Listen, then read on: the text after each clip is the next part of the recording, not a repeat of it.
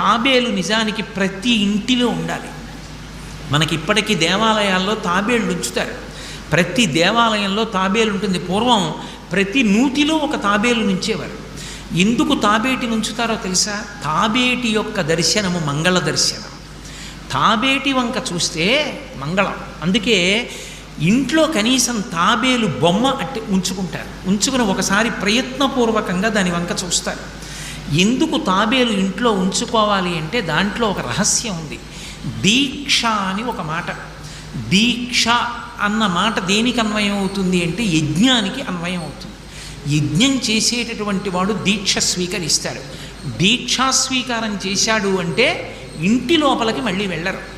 ఇక పూర్తయిన తర్వాతే ఇంట్లో కడతారు. ఇల్లు విడిచిపెట్టి బయటికి వచ్చేసి దీక్షావస్త్రాలు కట్టుకుని మేళతాళాలతో యాగశాల ప్రవేశం చేస్తారు. ఇక ఎప్పుడు మళ్ళీ ఇంటికి వెళ్ళడం? ఆ యాగం అంతా